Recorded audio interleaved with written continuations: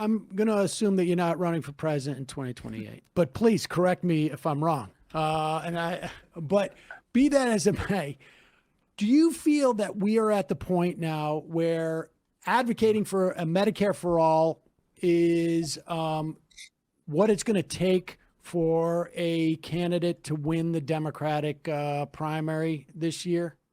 Or I should say in 28, this cycle? Look, it is no secret. Sam, I get all over the country, and when the crowd is not at 30,000 and it's a small crowd, I ask people, I say, you tell me, is the American healthcare system broken? Yeah, it is. Everybody knows that it is broken, okay? You cannot go around defending the Affordable Care Act when rates have soared, and in many ways it's just a subsidy for the insurance companies, all right? So we need to move in an aggressively different way. I believe Medicare for all is the way to provide cost-effective universal health care to every man, woman, and child in this country. I think more and more people understand that. And just in the last few weeks, we have 2 new co-sponsors in the Senate. Chris Van Hollen and Tina Smith came on board. We're up to, I think, 18 or 19. They got 100 or more co-sponsors in the House. So we are making some progress. But what we need to do is make sure that in any serious campaign, and I do that, if I endorse somebody, almost always, that person is going to be supporting Medicare for all. It speaks, I think, to a broader problem here where so much of what the Democrats are offering or are not is defensive. It's about defending the Affordable Care Act. It's about saying we're going to maintain a certain system. And when the system is, as what we say, where we're at gilded age levels of income and wealth inequality, you sound like you are defending the system that's immiserating people, and Trump sounds like he's changing things. You got it. I mean, Emma, that's exactly right. Look, Trump, in essence, when he runs for president, says the system is broken and I will fix it, right? Now, you and I know that everything he's doing, or virtually everything he's doing, is making a bad situation worse. But what Democrats try to do is tinker around the edges.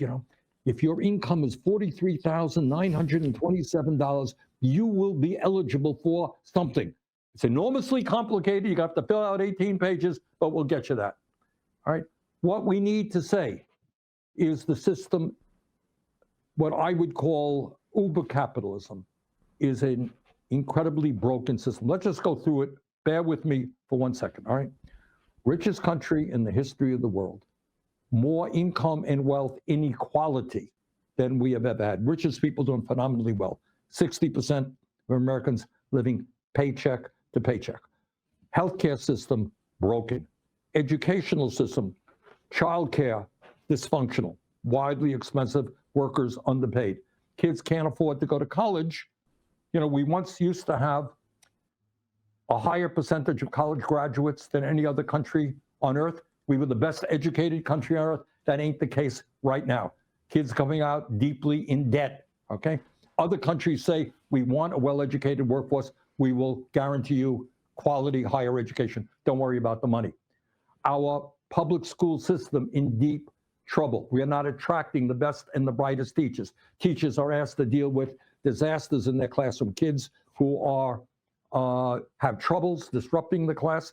Bottom line is, last international exams we saw, the United States of America was something like 37th place. Got it? In terms of math, science, writing, and so forth and so on. Housing, a disaster. Transportation, try getting on a plane and seeing if you're going to get any place on time. It ain't going to happen.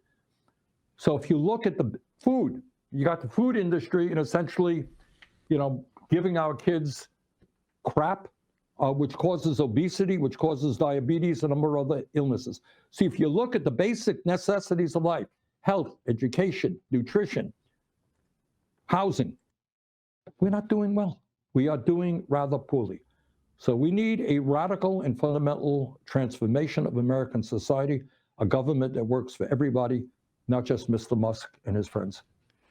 When you look at what has taken place over the past 11 months,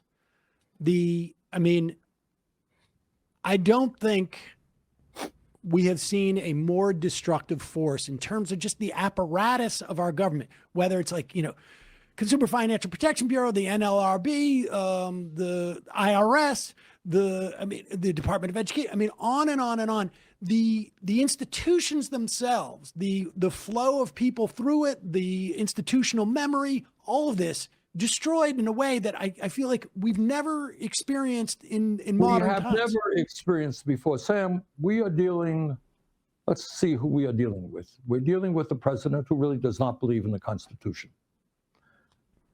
When he has a lavish dinner and wonderful events for MBS, the dictator of Saudi Arabia, that's not an accident. And then he disparages Europe.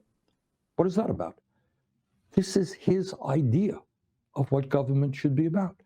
MBS, as you know, in Saudi Arabia, it's $1 trillion family, the wealthiest family in the world. They imprison, torture their political opponents. They do whatever they want to do, building cities and so forth and so on. That is Trump's vision of what government should be about. So in the process, you're going to act illegally. And the other thing, and unconstitutionally, you're going to destroy every agency of government that works for working families. And the other thing you do, and this is really disgusting, it goes a step deeper than destroying this or that agency, whether it's the FDA or the Center for Disease Control. What demagogues always do is they say, you know what? Our country has a lot of problems. Everybody's saying, yeah, I've got a lot of problems. And you know who the cause of that problem is? It is in Europe. It is the Jews, it's the gypsies, it's this group. In the United States, it's blacks, it's gays. And now it is the undocumented people, or it is those people from Somalia. That is the problem that we are having. You get rid of those people, man, you're going to get a really wonderful country. That is what demagogues, and that is the disgusting aspect of demagoguery. Rather than saying, all right, look, we got problems. How do you deal with the housing crisis? How do you deal with the healthcare crisis? You know, I have my views, you may have your views, Trump may have his views, but we don't even deal with those things. What we do is blame powerless minorities, and you rally the American people around vitriol and hatred. Really, a president of the United States calling a country garbage? People of a country? Really? That's what we're trying to educate our kids to do?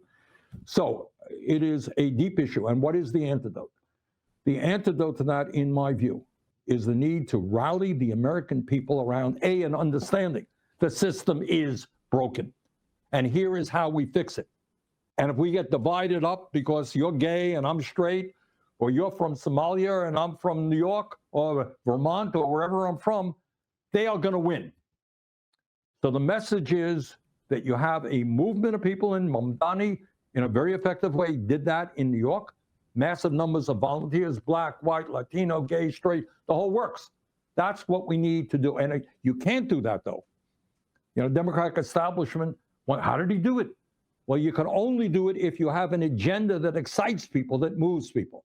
And if the establishment doesn't, which it doesn't, you're not going to do that. So we are trying to build, we're supporting really great candidates in the Senate, in the House, who understand those realities.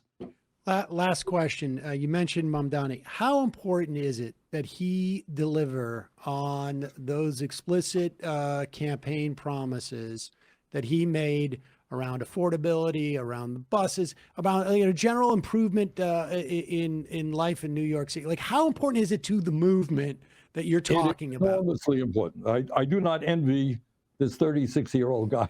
I really don't. I was just with him last week, and we spent a lot of time together.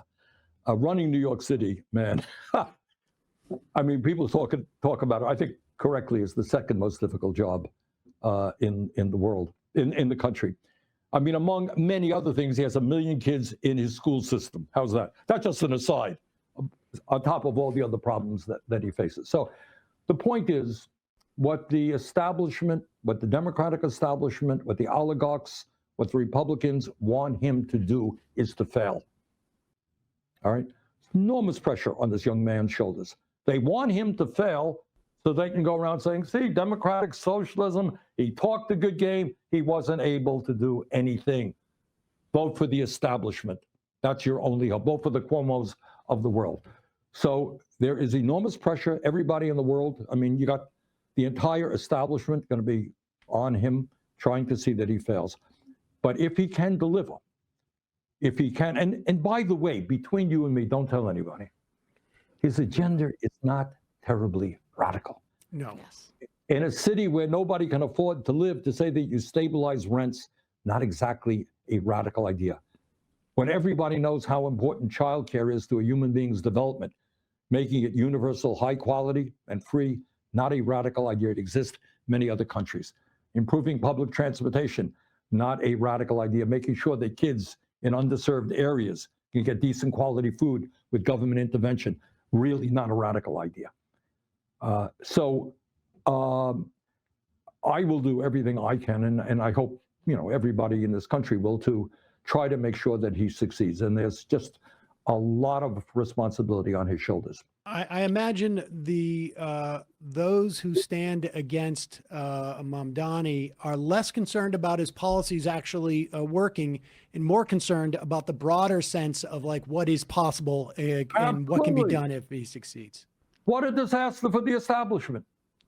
If he succeeds, if you create a democratic form of government with a small d, where large numbers of people involved, you improve the schools, you improve healthcare, you improve transportation, you improve getting nutrition out to kids, you stabilize the cost of housing and build affordable housing. What a disaster for the Trumps of the world and the Republican establishment and the Democratic establishment. And all of those folks are going to be working as hard as they can to make sure that he does not succeed. So your point is, for better or worse, Mamdani's success and failures will not only impact New York City, they will be felt, by the way, not only nationally, but I think internationally. The whole world was watching this campaign. So again, I wish this young man all the very best, and we will do what we can to support him. Senator Bernie Sanders of Vermont, thank you so much for your time today. Really, really appreciate it. Yeah, thank you, guys. Take care. Thank you. Hey, folks, don't forget to hit the subscribe button and check out our daily show. We do it every day at 12 p.m. Eastern for about 2.5 hours. We even take phone calls. You should check that out.